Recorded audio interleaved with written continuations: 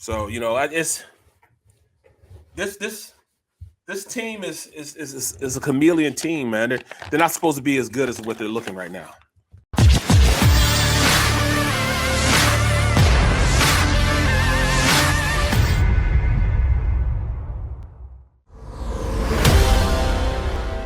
News. I am fake news right now.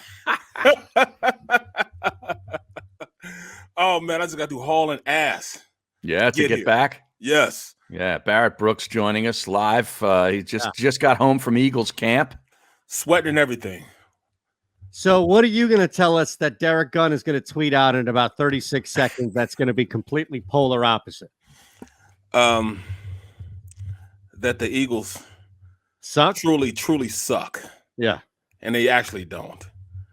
They actually don't. But to be the first padded practice. To be the first padded practice, I was actually proud of the guys.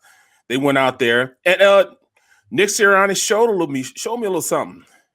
He got in their butt a little bit. He started cussing them out, man. The offense, of course, the offense is going to be in a position where they're a lot behind the defense. The defense are always going to go up. The first padded practice, they're going to play better. But the offense did show some abilities, running the rock, throwing the ball. They showed that they can go out there and compete, man. And that's all you want from a team is to go out there and compete. No way Sirianni outcussed Joe Judge today, though, Barrett. No way. What? No way. What happened up with the Giants? What happened? Oh, a big melee. What? Yes, and Corey Clement was a part of it. Get out of here. Yeah, so one shove to another shove to a guy getting pushed over, 100 guys all battling it out. Daniel Jones at the bottom of the pile. Judge. Yeah, the franchise quarterback at the bottom of the pile. Judge is screaming and cursing. He had him running 100-yard gassers, and then when that wasn't good enough because guys were loafing it, he had him drop down to the deck and do push-ups, and then he had him run again, and then he had him do more push-ups, and it was dead silent according to reports, and the only thing you could hear for miles, you could hear it all the way in Newark, New Jersey, him cursing and screaming and yelling at these players. Good. We want that type of turmoil up the turnpike, man. We want that. I think Nick's he didn't really curse, man. Gosh darn it, let's go. Really? Yeah, really? He's not a cusser, but he was very stern, and the players reacted to it. So all this stuff about him being a nice guy, I think there's a little more. I think there's a sheep clothing he pulled off, and the wolf was sitting up underneath that. Is that like that that meme that I have of that dude on the cover pulling his head up? You don't want to see that, right? Is that what you're talking about? That's the one you sent us in the text message. Yeah, how about that? Oh, you ever seen anything like that? I've never seen that before. That's the first time I saw it, too. First time I saw it. I'm going to pull that up as you continue. But, yeah, man, practice was well. I tell you what, Andre Dillard, man. I hate to talk bad about people, man, but just ask, is it time? Yeah. We all see it. We all see it. Perfect right there. Because we all saw it. We all saw it. Wait a second. Are you telling me right now that Andre Dillard is not the guy? He's not going to be the starting tackle? Oh, there it is. That's it. That's disturbing. What is that? That's Dillard right there, showing his true colors after being taken in the first round. Bro, he tapped out, man. He tapped out. He tapped himself out. Yeah, he tapped himself out a drill. Yes. Wait. What happened here? I guess he heard. Well, this is what I saw. Now, I don't know what happened as he was falling. Yes, and I did say as he's falling.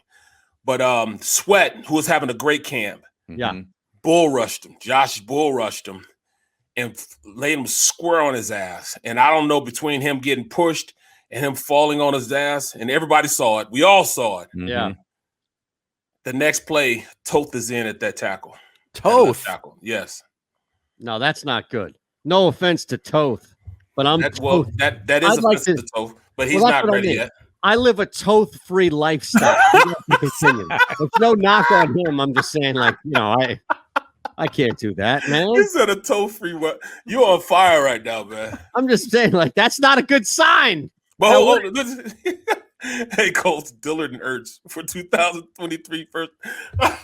That is the greatest right there. NFC East beast. Love it. Yeah. Love it. Colts Love and it. Dillard.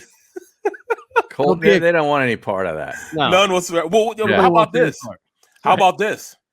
It might be that Carson is cursed because they're all pro guard. Nelson. Yeah, Nelson. We Yeah. saw that. The same injury he has. I know. Well, So here's maybe the thing. that cloud is lifted from the Eagles now. You can get the Titans, Barrett. It's funny you bring this up. You can get the Titans over 9.5 at even money. What? I'm putting $1,000 on that. Right. Easy. Easy. Like seriously, how do they not win 10 games this year? Somebody gets hurt. Derrick Henry gets hurt. Well, at this point, their starting receivers hurt. Julio Jones, though, Julio is not Jones, coming. yeah. I mean, they He's still not have Derrick Corey, Henry, though. Right. And look, they lost Corey Davis. I understand that, but they've got two other guys that are really competent that they can throw the football to outside of Julio Jones. Also, people are going to see that guy, this kid Fursker that they have as a tight end, he's a good end. Like he's not. He's a really good tight end. Yes. But well, they had Jonnu Smith there, who was also a really good tight end and a better option. So Fursker was kind of bouncing up and down depending on. But I don't think they are going to have any drop off at that position. Your guy from Pittsburgh is here now, expected to be healthy, right? And Bud Dupree. I mean, what are we missing here? Did this team get worse in any area where you wouldn't take them? No. The Colts are miserable. I mean, I can't see, and we all know what's going down there and with the Texans. First day of pads, and guess who didn't pad up? Mr. Quarterback. Sean Watson. Yes, did not pad up. Uh-huh. Well, does he get fined for that? He's just there so he doesn't get fined. Yes, but the reason why you don't put him in there, you don't want him to get hurt. Right. Trade him. Right. Back to 3. Fake news. Right? You're going to trade him. No question. No question. So, that's exactly it. So how did Hurts look? He's still a little slow with his reads and getting the ball out. I mean, it was a couple times, it was a post flag to the tight end, and instead of throwing the ball before he went to break out, he should have thrown it earlier. He waited till he got open, and you got to throw a guy open. Those are the little things he needs to go. But that just comes with coaching and reps. As soon as the guy he's on the hash, as soon as he bends out of that hash, the ball's got to be in the air and lead him as opposed to him getting open, because he got it to run out of bounds on a play. He caught it and went out of bounds when he could have just caught it in stride and kept going. Those are little things that you get with just maturity and playing a position, seeing those, because he didn't have to do that type of thing when he was at Oklahoma. Right. Oklahoma, CeeDee Lamb was always open. You couldn't stop that offense. They could run the rock. They spread everybody out. Everything was timing. And they don't play defense in the Big 12. So it was easier to play. Now you got guys that can play. Now, a guy that showed up again today with pads on, Nelson. Nelson played his butt off, man. Nelson is a good corner. Yeah, right. Really good corner. And I'm also seeing that their fourth round draft pick. McPherson looked pretty good. McPherson, today. Yeah. Came up and made some plays. I'm kind of lost with what we're doing with our running back. What's his name? The drafted running back. Gainwell? Gainwell. Because first of all, I see him in the slot all the time. I don't really see him a lot at the running back position. He's more so playing the receiver position. It's probably equal, 50-50, playing receiver and playing running back. I saw one ball, he had a draw play that he ran up the middle of the, in between the trenches, in between the, the offensive line. But, I don't see a lot of them at that running back position. Okay, interesting. They love Howard, though. They love Howard, and Boston Scott is having a hell of a camp also. So, it's this team is a chameleon team, man. They're not supposed to be as good as what they're looking right now. Just put it like that. Okay. They're not supposed to look this good. Well, I mean, how often did the Colts put Hines, out as a wide receiver? Not a lot at all. Well, you're right. Nyheim Hines? Yeah, Nyheim Hines. Yeah, he did. He played a lot of right. Yeah, right. You're right. You're right about that. So I think that. he might be the same guy. Yeah, exactly the same guy. When he was at North Carolina State, that's what he was. Yeah. That's what he was, Yeah. So that's great work by you, Harry. I think that's a good pick, though, this Gainwell. I like that Yes. pick when they made it. That's a great call by you, man. It's good to know McPherson's playing well, too. Yeah, he's got that body, too, man. He's got the body to go with his skill set. Give us your impressions of day 6. What jumped out at you besides the fact that these guys were actually in pads and hitting one another? You know what? I think it's called winnowing. Winnowing is when you separate the chaff from the wheat, from the germ, from the grain, and you saw that a little bit. Especially at the left tackle position. Jordan Mailata is stepping out leaps and bounds ahead of Dillard, and today I saw Sweat, who was having a phenomenal camp, also bull rush Dillard, put him on his back, and then Dillard tapped out after that. Yeah. Now, he may have really been hurt. That may be the case, but it still doesn't change the fact that Jordan Mailata, regardless of what Dillard is doing, is just having a better camp. He's just like a better player. He's a more imposing threat on the offensive line. How's Hargrave the rest of that? Balling. Oh yeah, Hargrave has turned it. He's turned on the Jets now. Another level, came in lighter, looking quicker. He's getting into being that one gap player instead of being a two gap player like he played in Pittsburgh. And I think that's a lot of what was going on last year, why he didn't look as impressive.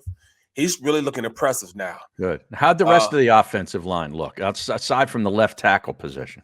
Guys are looking good. At this point, Sayamalo's still out. Brooks is still out. So the two guards are hold on a second. No Dickerson. Matt Pryor's one guard. Oh, yeah. Forgot he was still on the team. And I forget who was the left guard. I mean, they really, you really couldn't see, but I'm gonna tell you the truth, man. You could tell guys were enthusiastic about being out the first day of pass, and that's what it is for the first day. Guys were flying around. Defense looked pretty good. McPherson, he impresses me every single day I watch him. He's getting better and better. He's taking more and more reps with the twos. Kayvon Wallace, like I said, he's having a great camp. I'm comfortable with him being in as a starter, until, we get Rodney back. Until we get McLeod back, I'm comfortable with that. There's still some decisions as far as, if McLeod's going to be taken off PUP and put on an active roster, or they leave that spot open and wait for Hot Rod to get back.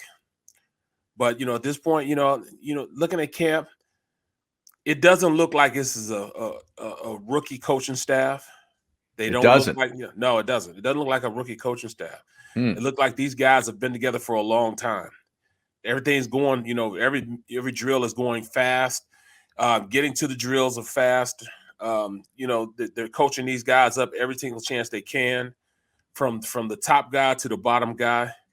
Can I ask just a quick observation? Yeah. And from Barrett, right? Do they look like they're having fun? Yes. Like, you know what I mean? Like, there's a difference, right? Between, hey, we're excited versus having fun. It's you would tend to think that now you'll be into the doldrums, starting to enter into the doldrums of being at the camp. They've been in and they've had 6 practices. It could be getting old to them, but they're still flying around and they're still enjoying being around each other and practicing hard. If you can, delay that feeling going in, then I think they have a legitimate shot of really turning some heads going into this season. But they don't look like they're disinterested in being out there. Put it like that. The guys that are hurt are just as into the drills as everybody else. Brandon Brooks today. We were watching one-on-ones, and one of the rookies, let me see, his name was Awosika, Kayode Awosika, whatever his name is. Guard. Let's just call him K. Yeah. Yeah. Well, he went on one-on-ones against Brandon Graham at the guard position, and he got a really good block, threw Brandon on the ground, and Brandon Brooks was just, he jumped up and was running around like nothing wrong with him, oh, BG, oh, you don't usually see that during camp from guys, especially guys that are hurt. But he was right there, hyping the rookie up, and high-fiving the rookie, and really getting out the BG. That just goes to show that he's tied into, the feeling of being in camp. He's tied into those guys, even though he's hurt.